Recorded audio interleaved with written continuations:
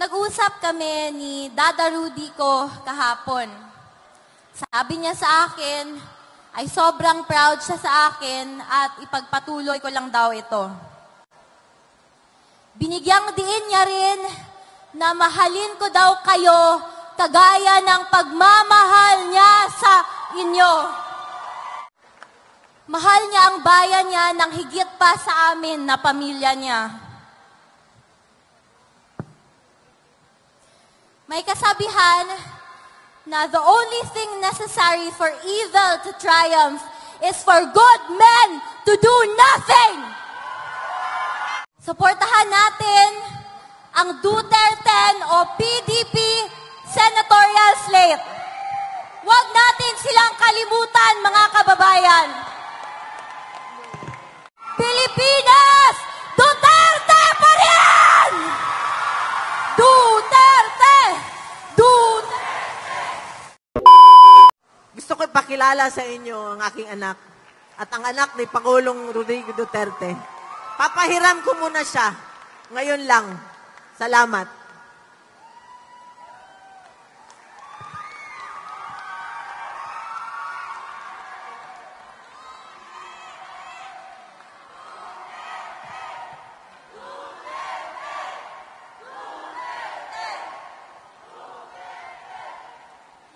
Maayong gabi.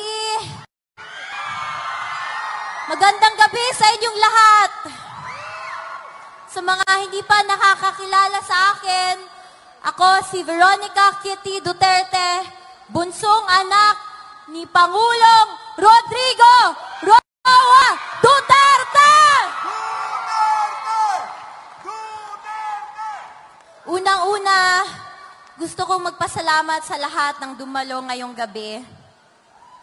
Salamat sa walang sawang pagmamahal at pagsuporta nyo kay PRRD, sa amin na pamilya niya at sa Duterte.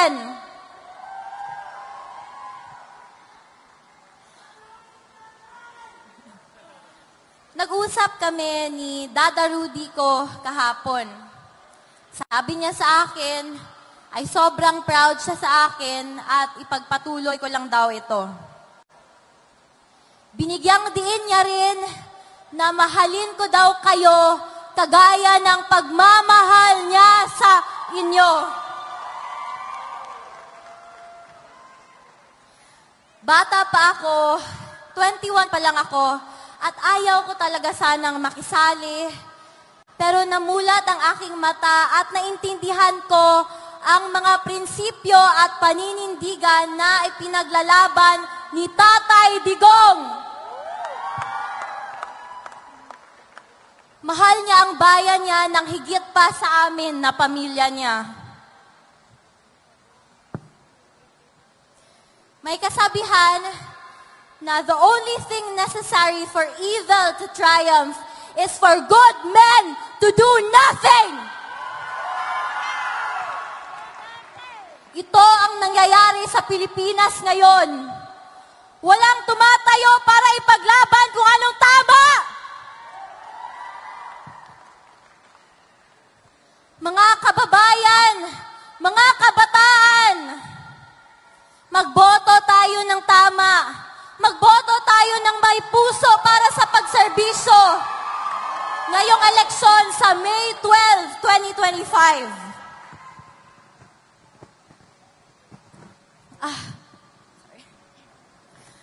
Suportahan natin ang Duterte o PDP senatorial slate. Huwag natin silang kalimutan, mga kababayan.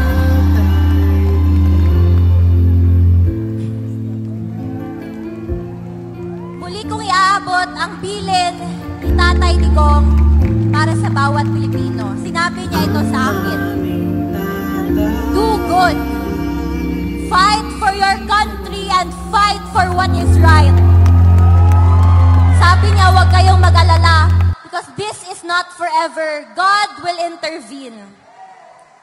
And He sends His love to all the Filipino people. Daghang salamat! Maraming salamat and God save the Philippines! Pilipinas!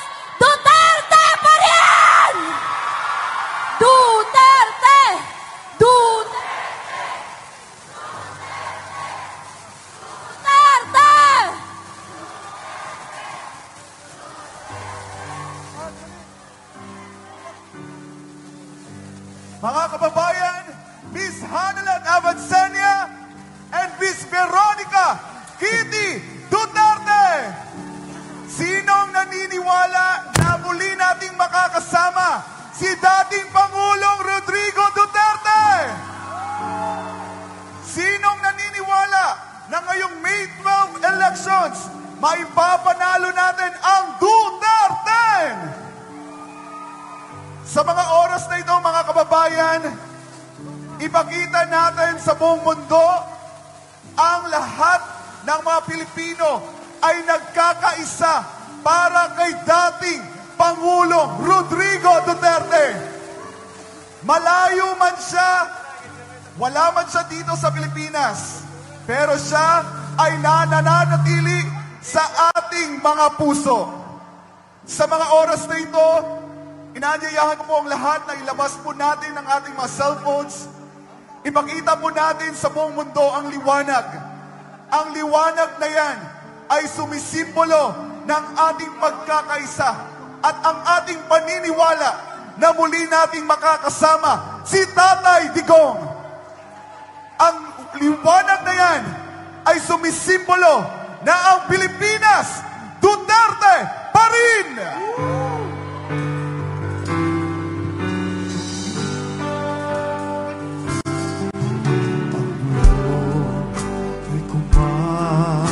At na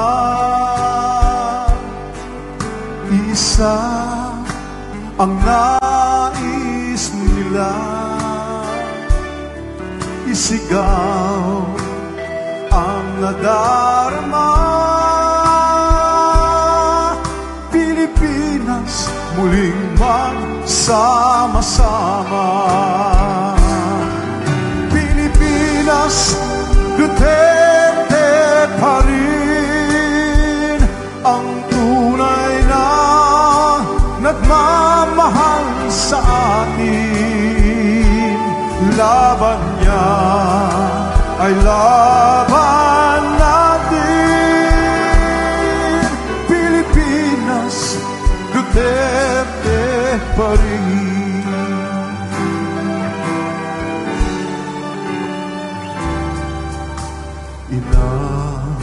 Bayang minamahal, lagi kang ipagdarasal na muli kitang makita. Pilipinas, bang may pag-asa pa? Pilipinas, Duterte pa rin ang tunay na nagmamahal sa atin. Laban niya ay laban natin.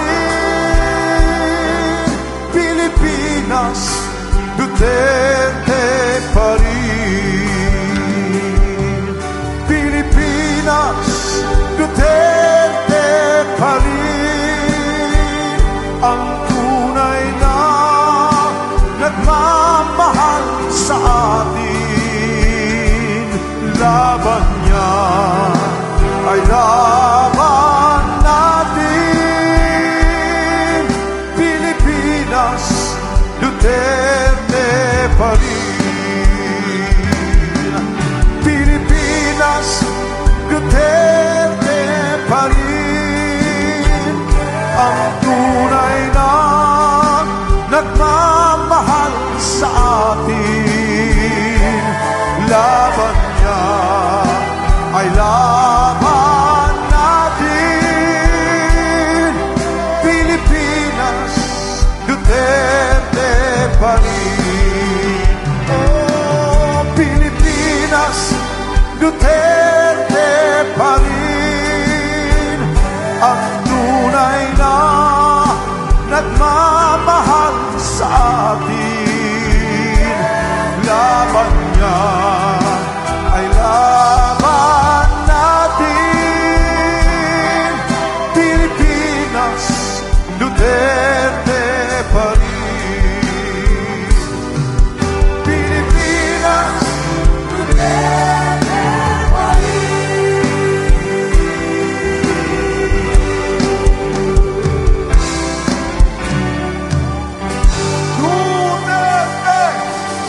ayan po mga kababayan, si Kitty Duterte at si Ma'am Hanalet Abansenia na personal ding dumalo po dito sa campaign rally po ng Team Duterte PDP Laban dito ngayon sa Muntinlupa mga kababayan. At meron nga pong nag-iyakan mga kababayan or hindi napigilan na lumuha habang kinakanta itong Pilipinas Duterte pa rin mga kababayan. At si Kitty Duterte ay talaga namang todo suporta dito po sa PDP, Team Duterte mga kababayan, gaya po nung pag-iusap ng kanyang ama na tulungan itong kanyang mga senatoriables na kampanya, idiretso sa mga tao ang kanilang mga mensahe na suportahan sila mga kababayan. At naikwento nga po ni Kitty Duterte mga kababayan na sobrang proud daw po si PRRD sa kanya, dahil sa kanyang pag-iikot dito sa ating bansa para ikampanya itong kanyang mga senatoriables mga kababayan. At si VP Sara naman ay umiikot din at tumutulong rin para ikampanya itong kanyang mga senatoriables. Si VP Sara ay nag-ikot sa Mindanao at bukas ay meron pong gaganaping meeting de avance mga kabayan dito po sa Liwasang Bonifacio naman. Sa hapon ang kanilang meeting de avance at inaasahang pupunta doon si VP Sara mga kababayan para personal din na mag-encourage or magsalita para suportahan ang kanyang mga senatoriables itong Duterte mga kababayan. So ilang tulog na lang, eleksyon na, kaya puspusan na po ang pagkampanya, pag-iikot ng mga kandidato mga kababayan, mga palokal man or national. Ayan. So ano pong opinion nyo mga kababayan dito po sa speech ngayon ni Kitty Duterte? Ayan, dito po sa Muntinlupa City. Please comment down below. Maraming salamat. God bless po sa ating lahat.